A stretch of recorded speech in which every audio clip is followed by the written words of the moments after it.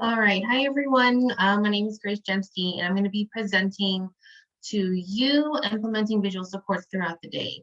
So you should be able to see me screen sharing the PowerPoint here, my dock camera, and then you should also see me on the right-hand side or left-hand side pinned onto your screen.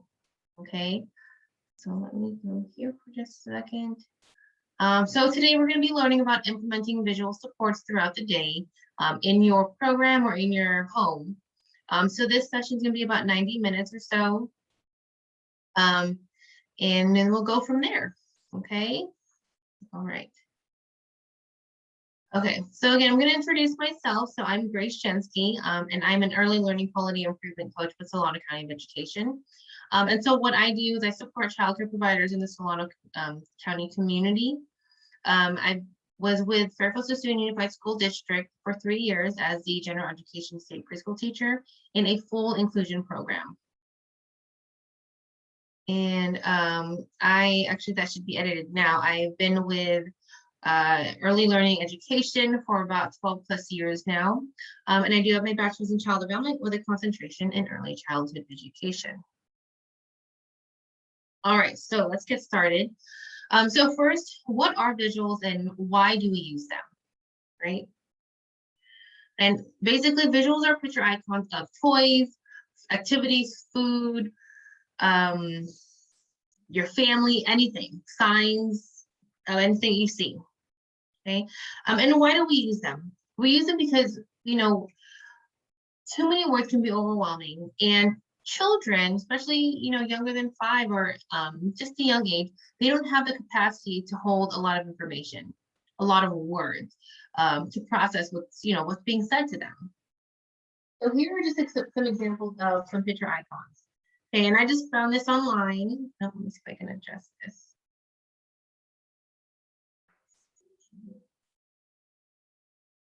Well, let me just get it closer because the shadow is kind of, there we go. So these are just visual icons of anything and everything. Hand washing, getting dressed, it's a playground, pajamas, read a book, screen time. And you're gonna put them in a square, okay? Because these eventually will be cut out. And as we go on with the presentation, you'll see what and how you can use these, okay? And then there's also blank spots. Again, I just made a search and found this online, and you can do the same. And I found a free PDF and printed it, okay? All right. So the overview, when and how to use visual supports. So we will discuss several areas where visual supports can be utilized. And this is what we're going to be doing. So we have following routines. We can use visual supports to follow routine. You can use visual supports to engage students, to give direction. We can use visual supports in the environment, that can be environmental, and we can use visual supports to facilitate communication. Okay, and that's one of the big things here. And then we can also use it to scaffold and support learning, promote social emotional development, and manage behaviors. So again, we're going to go through each of these bullet points in this presentation. All right, so the first one is following the class routine with visuals. So there are 3 parts I will go over in this section. We're going to go over the mobile schedule, the group plan schedule, and the hand washing schedule. Now, when we talk about class routines or class schedule, our hope is that the children will follow it seamlessly, right? But we know that it doesn't always happen that way.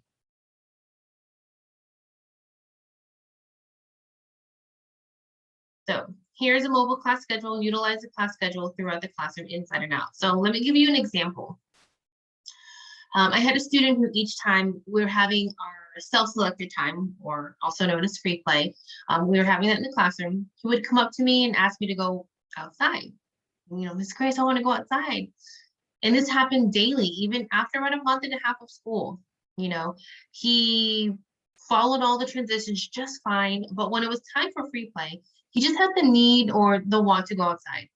Now, his reactions at first We're mild when we would verbally tell him, oh, it's not time yet, we're doing free play right now. We would continue this verbal reminder for this student every day. And each day his reaction became more dysregulated. He would fall on the ground, he would cry for, so long periods. Now, this is where a visual schedule can support this student, okay? Now, how do you think a visual schedule can support the student, right? We want to bring him to the schedule. Well, let me see, where's my little picture? There's a visual, this is just an example of one visual schedule that you could have in your classroom, and I'll show you mine in just a moment. Now, you would bring him to the schedule and show him what we are doing now and what will happen at a later time. Now, let's say it's the opposite of the example I provided already. Let's say he's outside playing, but he is coming up to you and he's saying he's ready to go inside or he's ready to go home. But now the classroom schedule is inside the classroom. You're not able to leave the children because of safety and ratio.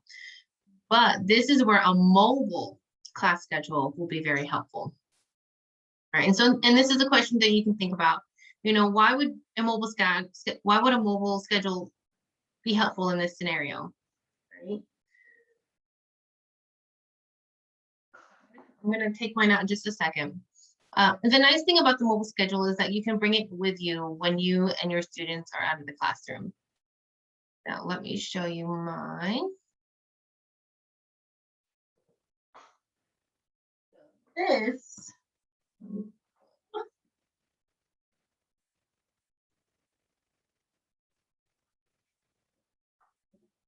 is my mobile schedule. Okay, and it's a long one. Let me try and put the camera on me here. Oh, I'm upside down. It won't work. But here is a mobile class schedule. Okay, and it's a long one.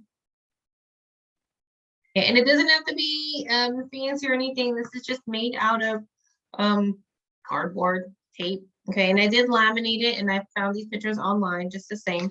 And these are Velcro. Now, the nice thing about making this schedule is that you have the flexibility of changing it, because although you have a routine, things can change day to day. Maybe it's raining outside and you can't go out at the time that you're supposed to go out. So you can take that off your schedule, or you can move it to a later time if it stops raining.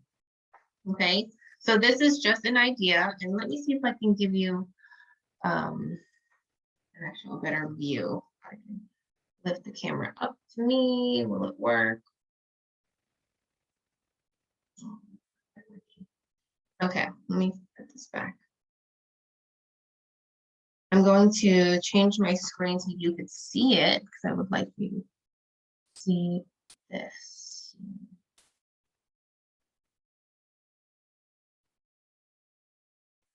Okay. So if you look at me on my pen, you can see this is what the class schedule looks like. Okay. It is a long one. And that's because, I wanted to put a visual for each transition that we had. But at the same time, you also want to minimize your transition if it's not necessary. All right, so this is my mobile class schedule.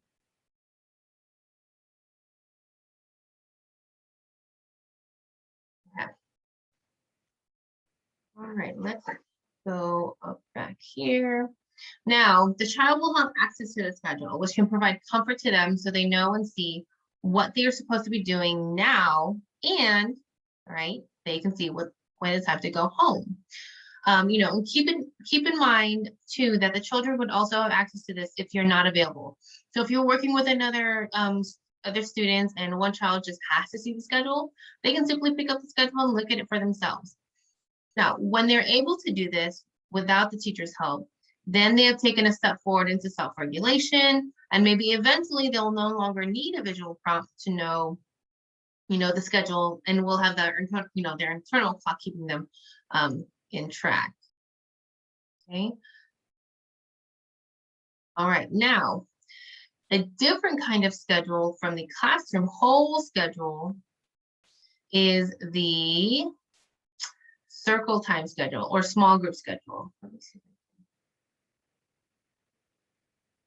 Okay, so this schedule can take place during carpet time with the whole class, maybe during small group, table activity with a teacher, or even free play when a small group, of children who are playing together and have come up with an idea as a group and are implementing, those ideas and plans. So children can make their own group plan, not just the teachers. So here is a small schedule, an example of a small schedule. You can see it's been used for a while, but this is just an example of a schedule that I use in circle time.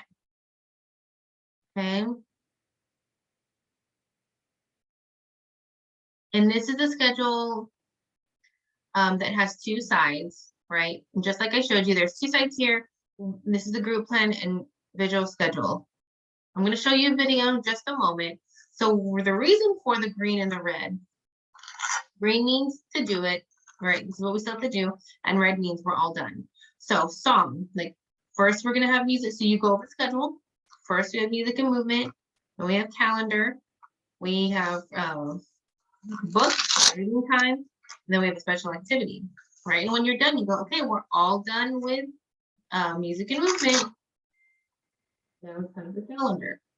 Okay, so you have, those are the words you would be saying to do complete each transition. Let me move on here. And let me get to this video. Let's see if I can share this video with you.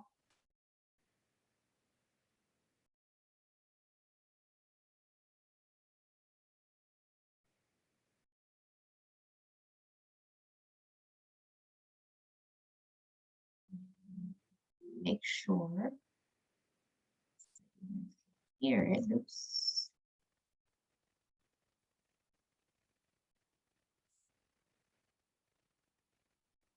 We use a visual schedule for the entire classroom, as well as individual schedules. Yes, we did. The purpose of the schedule is to tell children what's coming next, what's already being completed, and how much of their day is over. Through the taxi process, we modified the way we did our visual schedule by putting a red side for the all done and by adding verbiage that told the children more than one step ahead of what we were doing. For example, the child could then say, "We are all done with table time. Right now it is time for circle. Then it will be time to go outside." We initially teach it using returning students, and then it becomes a general classroom job so that all students have a turn to manipulate the schedule so that it becomes a functional part of the way that they organize themselves. Using a visual schedule has really helped the children to self-regulate. It's increased their independence and it's increased their confidence because they understand what is happening in their day and they understand how much of their day is finished and what still needs to happen. We've also seen a decrease in negative behaviors because it's taken some of the power struggle out of our day. We are not telling them what to do. They can see what's going to be happening, and they just tend to do it. Hi, this is We use a video.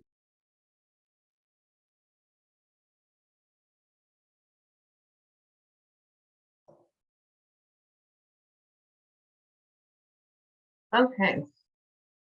And it looks like you guys might not have heard that last one, so I'll go ahead and play this one more time because I think that I muted myself and it stopped the audio. So I'm going to start over and you're going to watch it one more time. We use a visual schedule for the entire classroom, as well as individual schedules. Yes, we did. The purpose of the schedule is to tell children what's coming next, what's already being completed, and how much of their day is over. Through the taxi process, we modified the way we did our visual schedule by putting a red side for the all done and by adding verbiage that told the children more than one step ahead of what we were doing. For example, the child could then say, "We are all done with table time. Right now it is time for circle. Then it will be time to go outside." We initially teach it using returning students, and then it becomes a general classroom job so that all students have a turn to manipulate the schedule so that it becomes a functional part of the way that they organize themselves. Using a visual schedule has really helped the children to self-regulate. It's increased their independence and it's increased their confidence because they understand what is happening in their day, and they understand how much of their day is finished and what still needs to happen. We've also seen a decrease in negative behaviors because it's taken some of the power struggle out of our day. We are not telling them what to do. They can see what's going to be happening, and they just tend to do it. All right, so let's get out of there. Okay, so yes, that video just explained, and I mentioned it, is that it builds their confidence and their independence when they're able to use these schedules and see what's coming next, okay, and they're able to regulate their emotions. With that, now let's move on here. Oops, there we go. So the last visual schedule is the hand washing schedule. Move this aside. Now I know all of you have experienced washing, children not washing their hands properly, and especially now it's very important, that hand washing is done correctly. And just like the example here, this will be this is available to you online. So this is also something that I just did a research on. Okay, so here is also the sample that you see on the TV on the PowerPoint here on the dock camera. So we want to make sure that the hand washing is done correctly. And like everything else we teach the children, we want to make sure that we set aside a good chunk of time, maybe even make it a lesson on how the visual schedules work and set ground rules about the schedule, right? Do we take these off and leave them on the ground? Do you want them to keep them on there? So circle time when you're presenting a new schedule or anything new, right? You guys set these ground rules so they know how to use it. So we have turn on water, get soap, rinse hands, wash hands, get paper towel, dry hands, throw paper towel away. Okay, there's many different kinds of patterns or not patterns, but printouts you can find online. Okay, so this is just a basic simple one. All right, on. And I did just add a little bit more examples of a visual schedule. So one thing that I did not have on my mobile schedule was an arrow. So on my mobile visual schedule, there was an arrow that I had on there to show and indicate, right, to the kids where we are.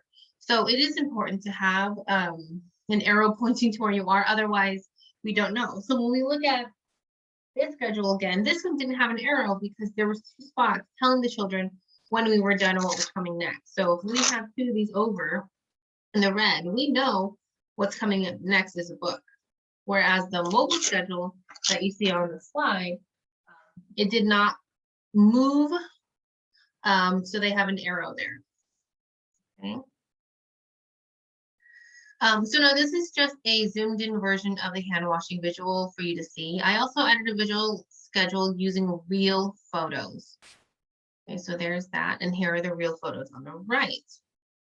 Using real photos is a great way for students to see themselves doing the action or seeing their friends do the action. And you can always take photos of your students doing these steps, taking little pictures of them and creating a visual schedule of them. And what it does when you do these real photos, it tells them, it tells the students,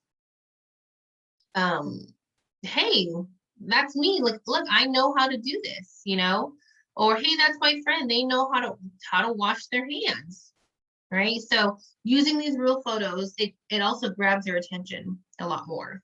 Okay, so if you have the means to do that and taking pictures and printing it like that, that would be the next step to making visuals. Okay. All right, so the next thing we're going to talk about is following the class program routines with visuals.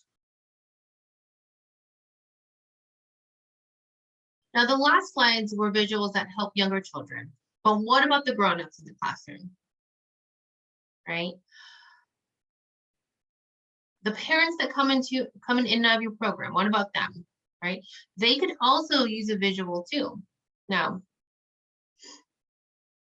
When we enroll families, a big part of enrollment is reading a whole bunch of papers and taking home their very own parent handbook. Now, let's be honest, how many or how often, do parents actually read the entire parent handbook or read it at all, right? Or do they even reference it when they have questions? Me, I can honestly say that I don't read the whole thing, Now, what you see here is the Great Expectations book. Now, this book is specifically for parents and involves the rules that parents or guardians need to follow. So in this book, you'll find visuals of the main ground rules of your program. This will have minimal words where the visuals will be very direct in what you are asking of the parents or the guardians. You can create your very own expectation book with the template that I have here. Now, again, I will share this with everyone at the end of the session. So I can put it in one of the chats on this link after I post it, and you'll have access there, but it's just a teaching pyramid template, okay? Let me see if I could, before I show you. Oh, here it is.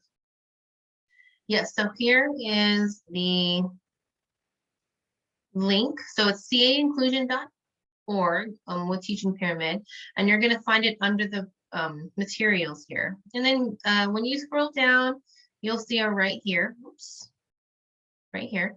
And then they have it in Chinese, and they also have it in Spanish. And so when you click the link here, the PowerPoint presentation, I would say presentation, but the PowerPoint will download to your computer, and you'll be able to edit it on there. Okay, so you could change anything out on here. It's ready to go. All right, so let me get out of here. Go back here. Okay, now before I show you my example, the placement of this book is very important. So where would be the best place for parents to see this? Okay, give me just a second.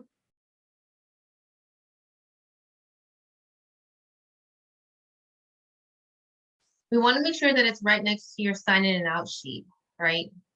So parents can, so they can actually see. We want to make sure that it's nearby so that as they're signing in, they can actually take a peek at it. Well, when we say peek at it, we actually want them to actually look through it and read the entire book. And we can do that by using visuals, colorful visuals, etc. Now let me show you my example. Let me see.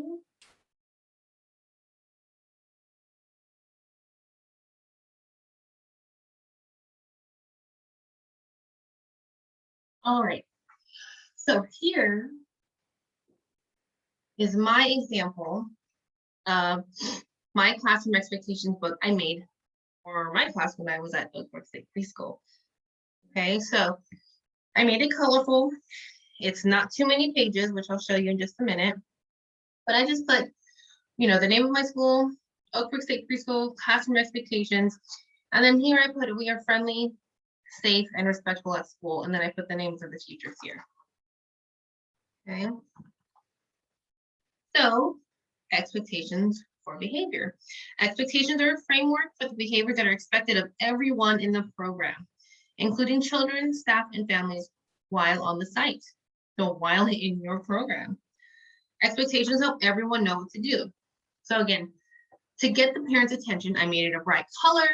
I put few words on each page. We are friendly. If you see someone without a smile, give them one of yours. And my expectation is we greet everyone with a smile. Okay. We are friendly. We participate in parent meetings and programs. We donate, well, you can't have that. We donate to the classroom. Read the monthly newsletter, maintain communication, right? We are respectful. We drop off and pick up our children on time. And I put the times of drop off and pick up and drop off here. This one, we are respectful. We speak to one another using kind words. Okay, and I put these little quotes here that I found, and I put them, you're never too important to be nice to people. That's one of the things I love. We are respectful. right? We refrain from engaging in a phone conversation while in the classroom. Report absences. You can email, text, or call, whatever your preference are. We contact the teacher when our children will be absent. That's being respectful. We are safe. We hold our children's hand when we walk them to class. Okay, so again, when you're making this expectation book for the parents, you have to really think about, what do you want to see them do or not to do, right? Hold their hand. We want to be safe. We never leave the children in the car. Make sure that they're buckled. Now, the reason for this is I've come across parents who, they're doing quick drop off because they have other children to drop off too. I understand how challenging and inconvenient it is to have to take out more than one child to drop off one child, and it's only a minutes of doing it, but never leave your child in the car. And then when it comes to this, I've had grandparents, especially they pick up their grandchild and they don't buckle them in. I'd have to go help them. So make sure your child buckle up properly. We are healthy. We keep our children home when they are sick. And we are healthy. I put more, right? Wash our hands. And I put visuals. So we're putting these visuals with these words. Okay. And then at the last part, I just put parents create the environment and experiences in which learning happens, which make them the first teachers their children will ever have. And I put, these are considered visuals and they do have words on it, but because it's done in different fonts or colors, it's more captivating. It gets their attention. Okay, and then there's the last page. And that's it. So you would put this outside by the signing in and out sheet, and let's hope that cool. Okay. Let me go back.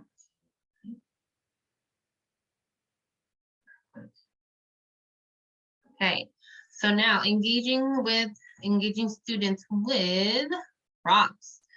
So the next area that visuals can be supportive is keeping students engaged. Is first we have visuals in the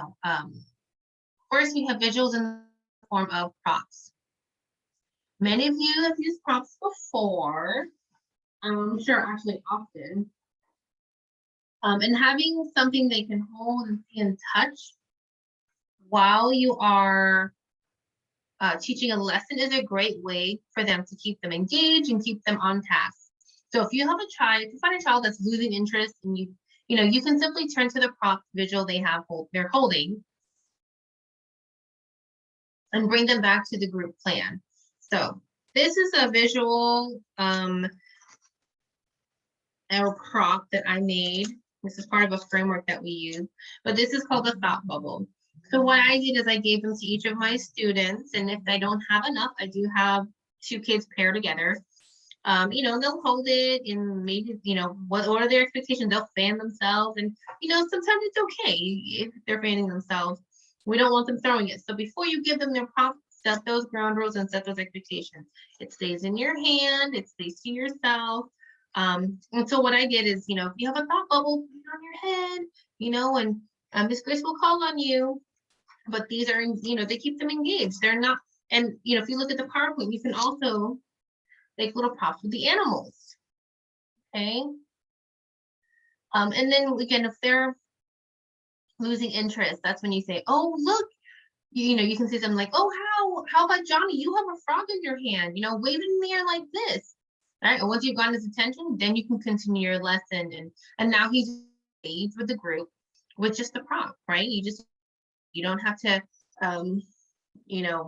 struggle to get his attention or just calling his name. Just use the visual prop as one of your tools.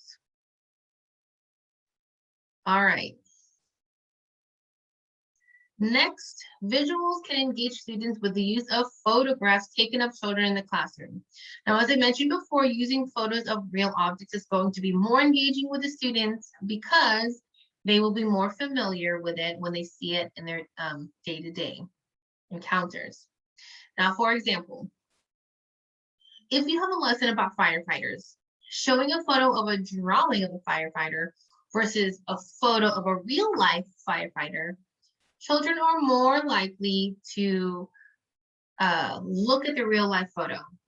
So what I have here is a T-chart for what it looks like and sounds like. And real photos were used to show and what to show what it looks like. Okay, so let me, oops. So if you look at the photo, what's the first thing you kind of gravitate to your eyes? The real life photos. Maybe because we read left or right, maybe because it's bigger, but most likely it's because it's real photos and you want to see who's in the photo and what are they doing. Oh, they're sharing. What are they sharing? Right? So real photos is great. All right. And we talked about, let me move that. Whoops. Whoa. Let's see. Okay, and we've talked about printed animal props and real life photo visuals as supports.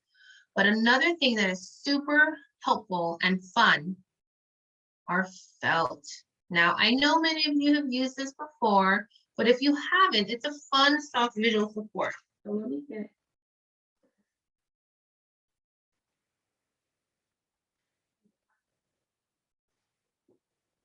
Okay.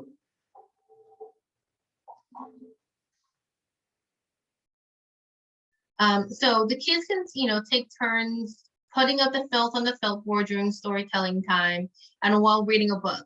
Now, as a reminder, it's important to set those ground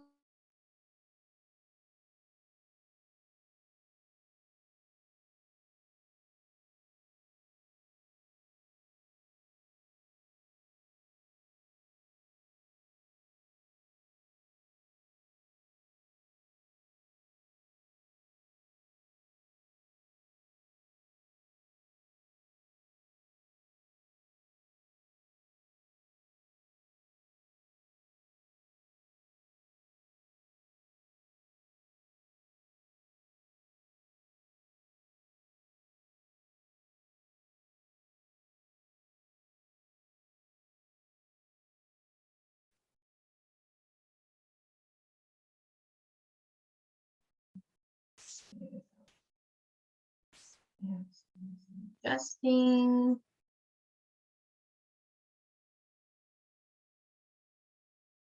Share the screen again.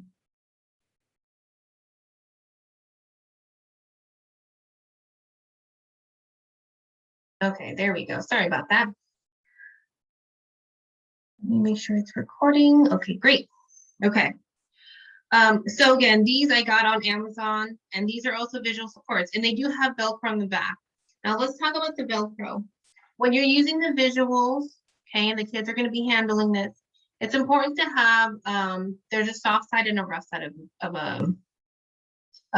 Velcro, correct? Right.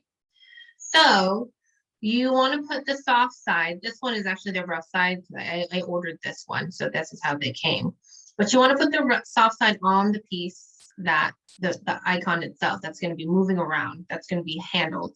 So that when the kids do pick it up, they don't scratch themselves, because they could, sometimes, especially when Velcro is new, it could scratch you. So these are just some examples, and then you're going to put the soft side on the piece that's still also on the board. But with felt, you may not necessarily need to put Velcro, because felt sticks to felt on its own. Okay, but these are just some really great visuals you can use. You can buy scrap felt and just cut them up into any shape or anything you want. It looks like this one is Pete the Cat. Someone could have easily made that on their own. Actually, it looks like it looks really neat. Okay, so these are also some just fancy felt, but you can do some simple ones too. Okay, and then again, set those expectations in a safe place. So I had my mine labeled. All right. Hey.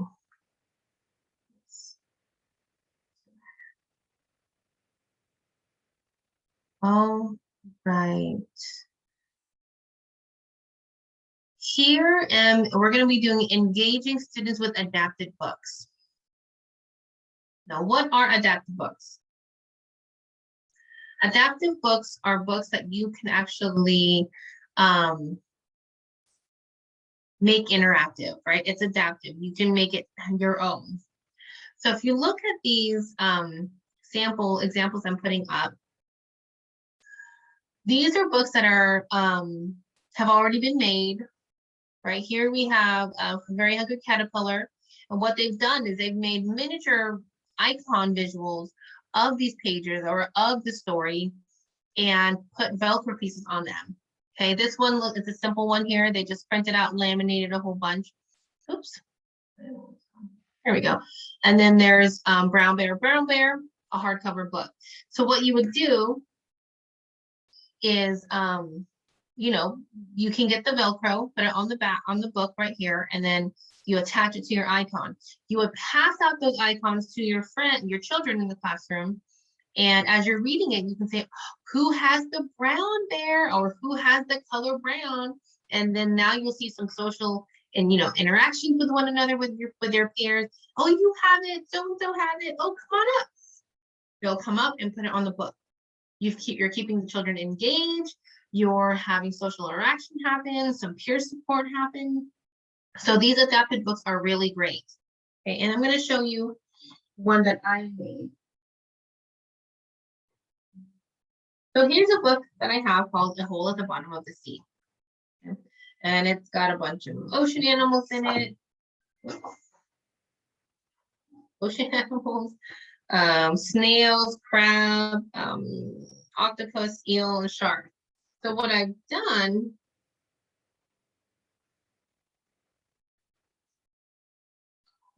is make my own little visual schedule here by finding some pictures of the animals. Oh, I'm missing one. That's okay.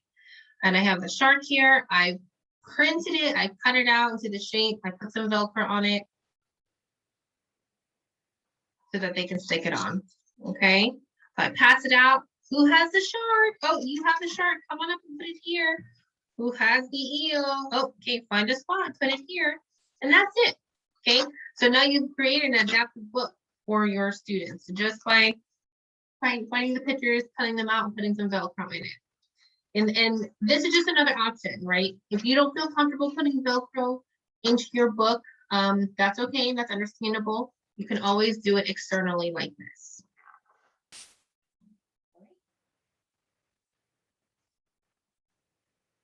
And before I continue, you can find adapted book printouts on Teachers Pay Teachers. If you're not familiar with it, it's just teacherspayteachers.com, and you can make an account and find some free printouts. There's more examples. So as you can see on the left-hand side, it's very simple.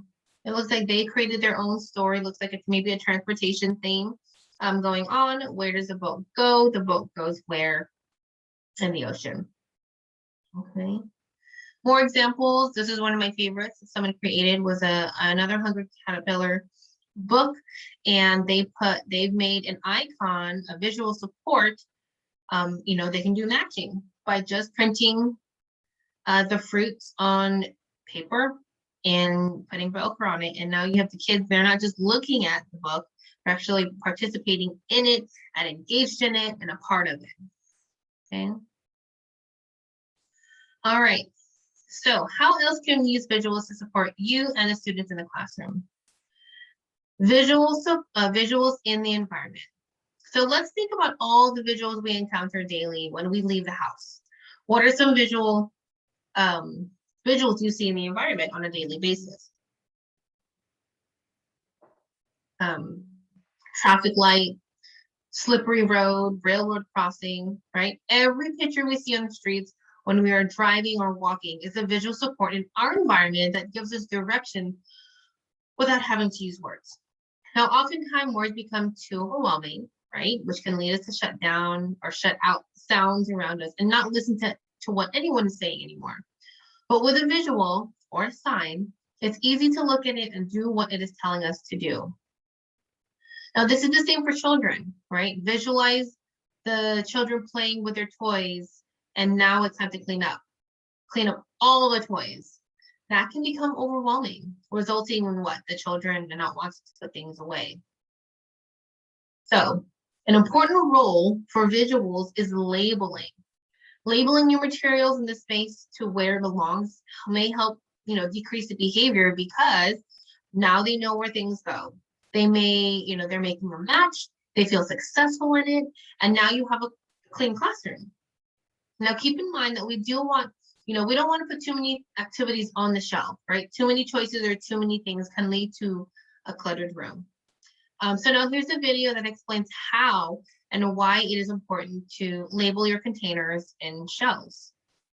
And just a disclaimer that this video is not in early learning or preschool classrooms. So they have quite a few things out there, but what she's telling you is really what you want to take in.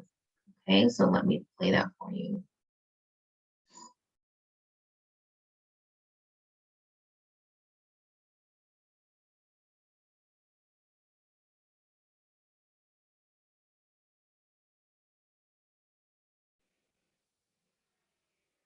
Let me make sure that the sound is going. Hi, this is Cynthia from the Elementary Helper, and I'm here to show you how to label your classroom in 8 easy steps. Step 1. Begin by arranging, cleaning, and organizing everything in your center. This includes furniture and manipulatives. Step 2. Assess the problems in your center. What is always hard to find? What is hard to put away? What do your students use the most? Take inventory of items so that you know exactly what you have and know exactly what labels to make. Step 3. Take pictures of everything. There is nothing too small or unimportant. Step 4. Create your written labels. If you teach in a monolingual classroom, create the labels of the items in one color. If you teach in a bilingual or ESL classroom, create labels in 2 colors. But remember, labels should be kept simple, one-word phrases if possible. Keep your languages consistent. English should always be the same color, and your second language should be a different color. Step 5. Tape labels using thick moving tape. First, place the picture with the label on top, then tape the items down to the shelf or table you want to place them on. Step 6. Place toys and manipulatives on top of label. This is a clear indicator to students to know where manipulatives should be stored when not in use. Step 7. Role model to your students how to use labels. I always tell my students everything has a place and everything in its place. If your students need a reminder, have conversations. What toy is missing? Where do the toys go? How does it feel to not find something? Step 8. Now that everything is labeled, enjoy a more organized classroom. Labels are an important necessity of every preschool classroom because it makes students more independent. They don't need a teacher to clean up, and you gain a couple minutes of free. Labels are also an important precursor to reading. They're some of the pre-primary skills. Students are able to label, or are able to read the label and match it to the item or the picture, as well as phoneme practice. They're able to look for a block next to the label that has a B at the beginning, or a doll next to the label that has a D at the beginning. Thank you so much for watching our. Okay. So, although she had a lot of stuff, and you can see that she teaches an older classroom, what she said is exactly right. Everything has a place and everything in its place. So that is what the labels are for. That is what the visuals are for, so the children know where things belong and everything stays organized.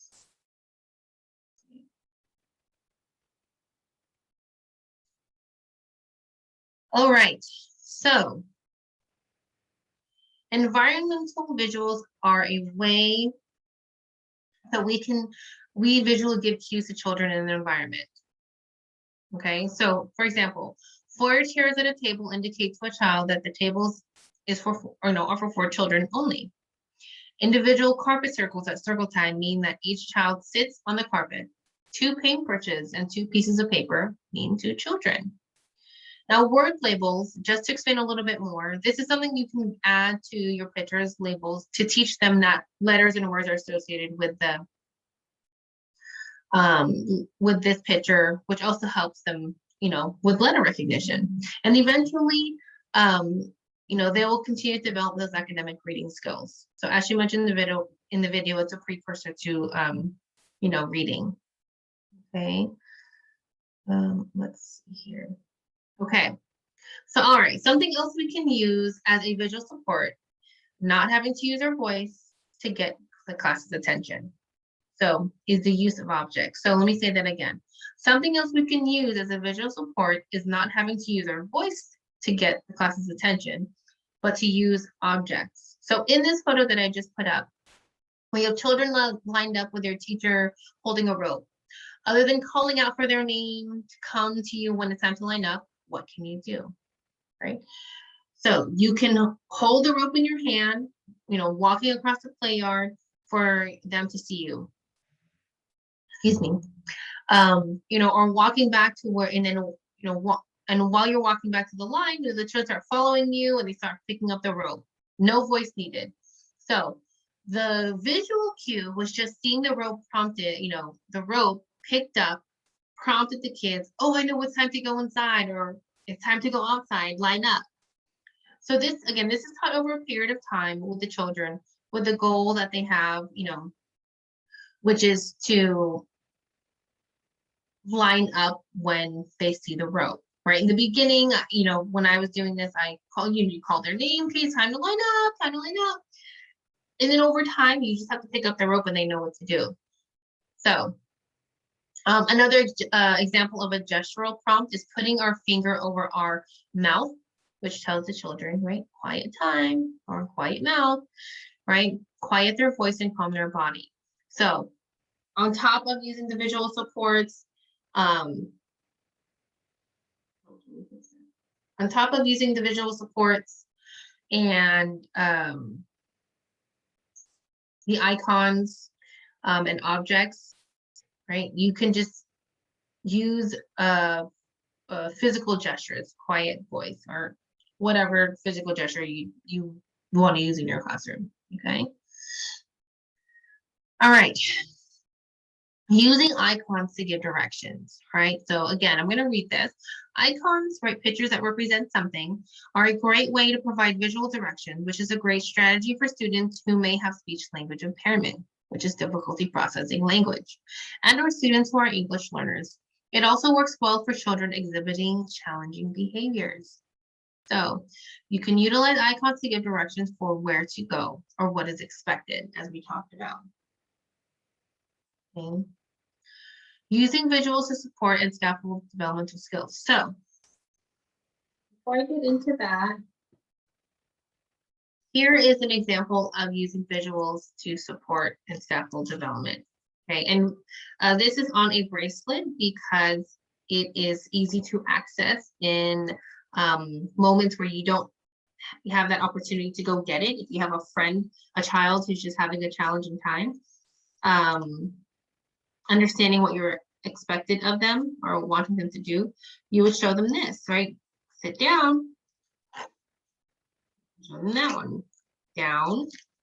It says wait, right? They may not be able to read it, but maybe this visual sign is telling them to wait.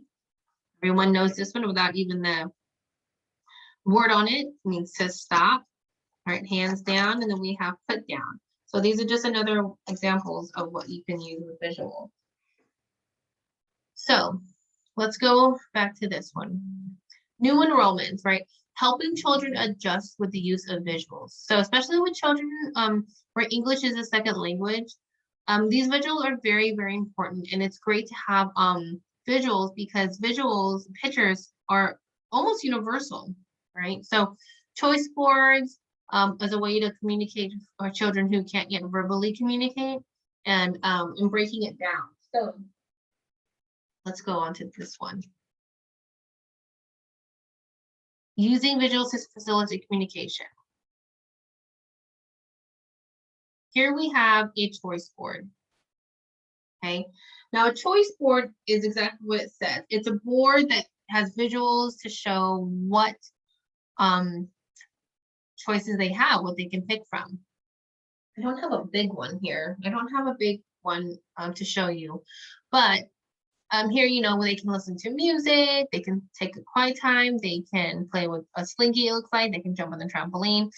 However, this is a choice board option in the field of 6, choice board option.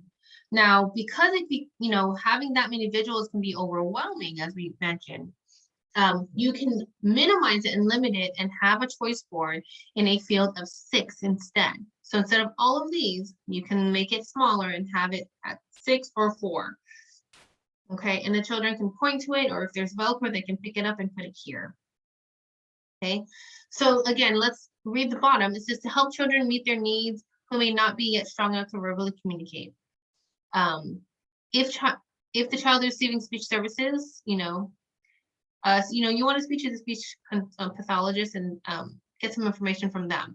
So a lot of this is used in speech therapy, but it is very inclusive and can be used for anyone in the classroom.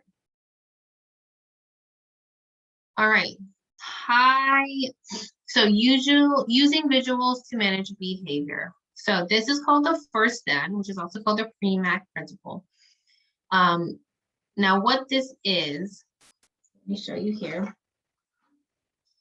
This helps children to, and just like the schedule, first, this, then that, this is again a smaller field of vision or options that you can see that children can look at.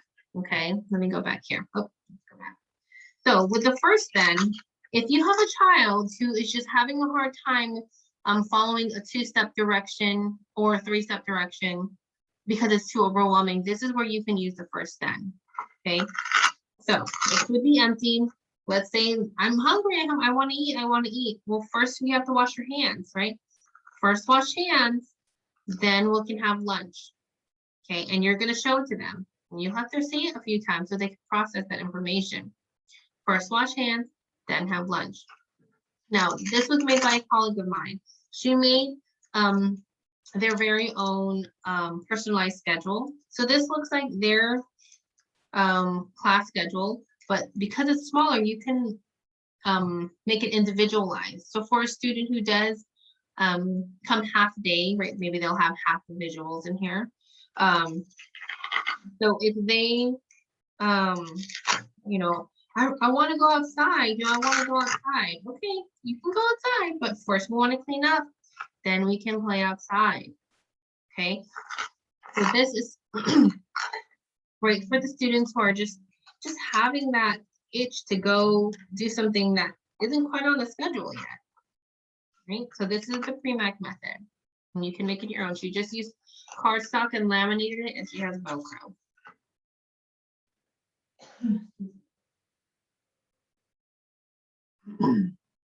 Okay, and the next thing is we have social story. So social story, because you can make it your own. Let me show you.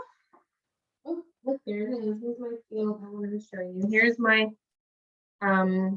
choice board and another choice board, and they can all look very different. Okay. All right. So a social story is a story that you create to help students understand, their emotions or a social situation or anything really. So in the Teaching Pyramid website that I showed earlier, you can find that in there. Okay. And there's quite a few. Let me see if I can show you here. Okay, here is a classroom materials, and then you scroll down, you'll find some social stories that you can edit.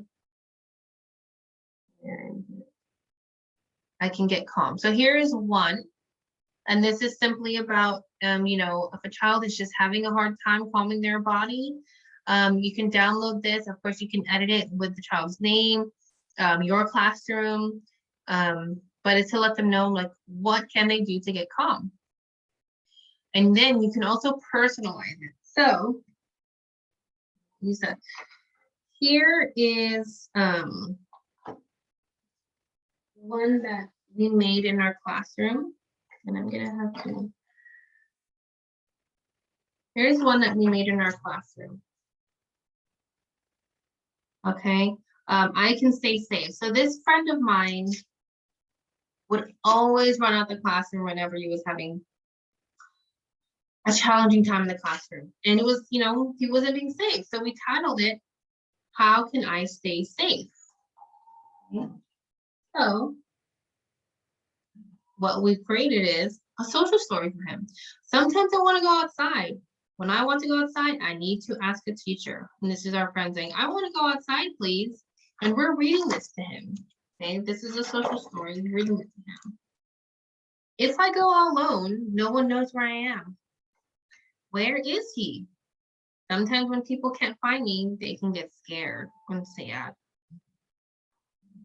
So you're going to continue making this. It doesn't have to be long. It's about 5 pages.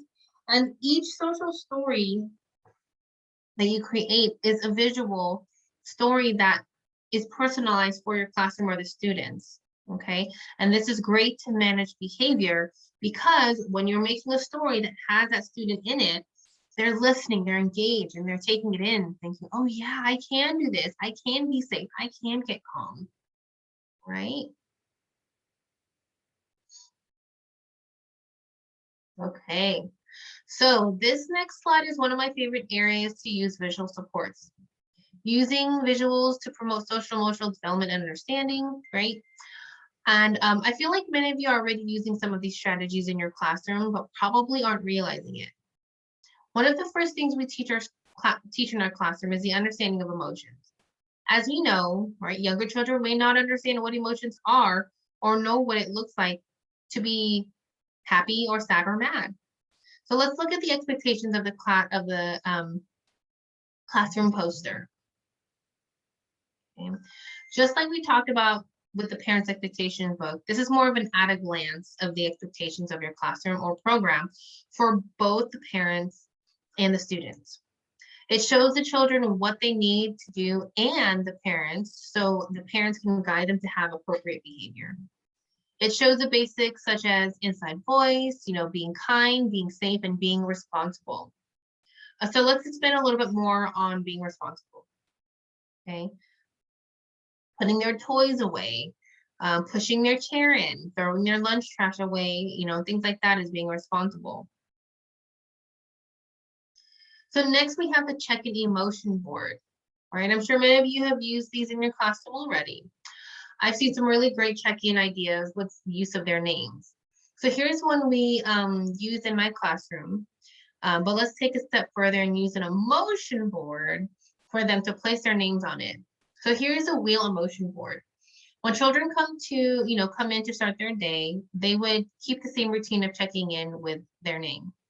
Now, having their name and using it to check in is just a great way to help them recognize their name and do letter recognition, which, again, in turn helps literacy development. Now, we will be adding, one more step during check-in in which they place their name under the emotion they are feeling that day.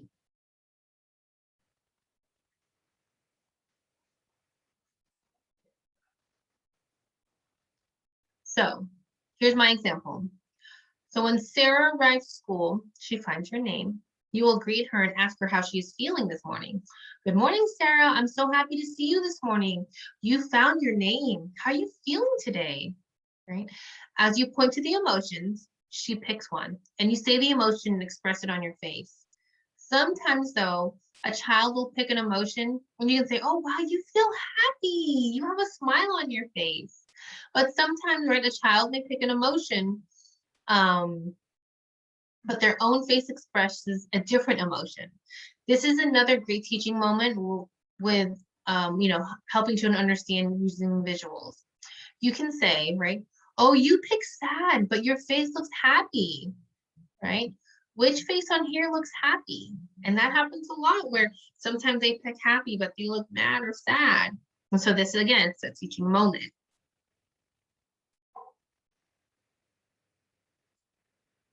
All right, so this is called the zones of regulation. And this is just another framework that is used in our classroom. It's the same thing. So zones of regulation, blue zone, green zone, yellow zone. It's basically just you are just using colors to identify how they're feeling. Okay, blue zone is sad, sick, tired, green zone, yellow zone, red zone, and so on. Okay, so if a friend is, feeling kind of sad, like, oh, you look like you might be in the blue zone today, you look a little sad, how can we make you get into the green zone so you can feel happy? Right, so you can use that. That's another visual, your colors. And then I also added this. This is still zones of regulation. I did use some familiar I didn't use it, but I did come across this where another teacher used familiar characters to help the children relate to it more. You're welcome to use it too if you're comfortable with that. So sadness, there's happy, mad, angry, and frustrated. I don't quite remember the names of each one. All right, so this brings us to our final slide on visual supports that is used to help with social emotional development and understanding. This is the solution kit. When I learned about the solution kit, I just loved it. The solution kit is an extension of the teaching pyramid framework. So the solution kit is intended to do exactly what it's called, finding a solution to a problem. There are a number of things you would put into a solution kit. Visuals, digital timer, sand timer, pencil and paper. Now, how do we use the solution kit? All right, so the solution kit is kept in the classroom or somewhere that is accessible to everyone. Oops, it's upside down. Again, after this kit is created, should you decide to implement this in your program, you want to teach the children about the kit, the ground rules and how to use it. You will, of course, have to do some modeling with this kit, okay? I'm going to show you a video of how it's used in just a second. So the kid is in the classroom, and let's say it's two children start to have a disagreement and cannot find a way on their own to find a solution. A child or a teacher will suggest getting the solution kit to help them solve the problem. All right, so let's say, here's a solution kit. It doesn't have to be super fancy or super big, but you will find the visuals in the teaching pyramid website that I've shown you already. Okay, there's actually, because I'm doing this presentation, I put all of it in here, but you would not need this many solutions because again, it becomes overwhelming. But you would pick and choose the best ones that fit your classroom and your students. Okay, I do not have my timer in here, but you can have pencil and paper. The pencil and paper is to make a list of who's next. So if you have like 5 children who want to play with the same toy, you would get a timer, set a timer, and make a list of who's next in line. Okay, and then here are the visuals. You know, if someone's having a hard time and they're just getting really angry, you know, let's find a solution. What can we do? Yeah, we can take a break in a quiet place. You know, you can say, oh, maybe next time, maybe they can share. But, you know, sometimes the answer to that, if they want to share, is no. And that's okay. That's an appropriate answer. So you have to find another solution. Okay, so you want to keep this in a place that's accessible for the children, as well, you know, as setting those ground rules so that everything stays together. Okay, now I'm going to show you a video of a teacher using the solution kit with her class, with her students, and it's really great. Let me just make sure that you guys can hear it. That is not it. Just a moment.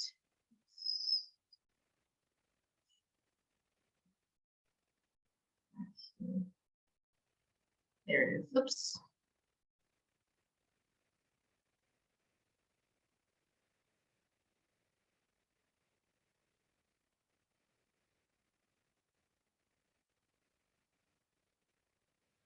Give you the car? It's your turn. You really want to play with that car and he won't let you have a turn? Well, what solutions did you try?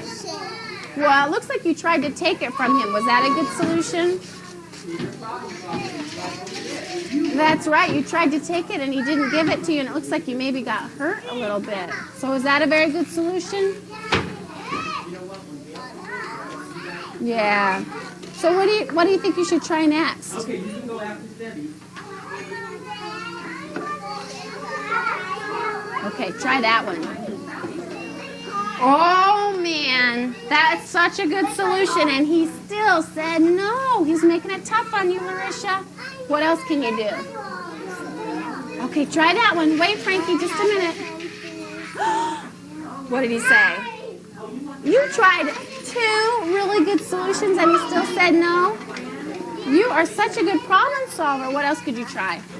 Where can we find more solutions at? What is that thing that Maggie had? Do you remember? What did Maggie have? She had that big suitcase. What was that? Maggie had the, what did she have? The solution kit. Should we get the solution kit? Do you know where the solution kit is, Jordan? Anthony, do you know where the solution kit is? Can you go grab it for us? We've got a case for the solution kit.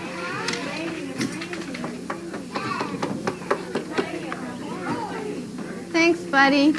That was very helpful. All right, Larisha. Open it up.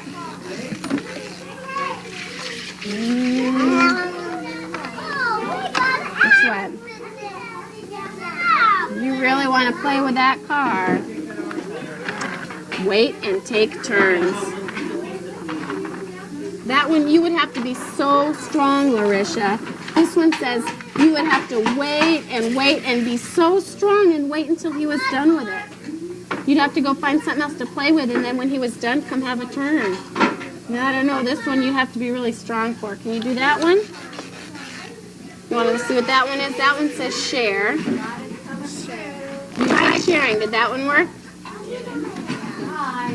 It's a good solution, but he didn't want to share. That one says trade. So you could say, hey Jordan, do you want to use this mask? And then I can use the car?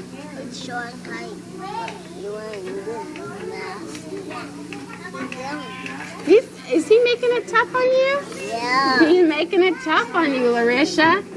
Well, Larisha, this is the only one we haven't tried yet. Wait and take turns. That's right. Wait and take turns.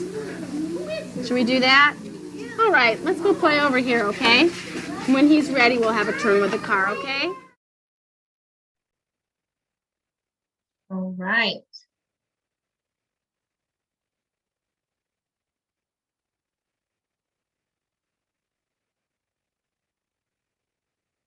Let me go back. Okay, so the kid in the classroom is an amazing tool, right? So if you are going to be using this in your classroom, you can go onto the website and print out the materials and practice it and present it into your classroom. So if you don't have to make it anything fancy, but it's there for you. All right. Okay, so that finalizes this presentation on visual supports in your classroom.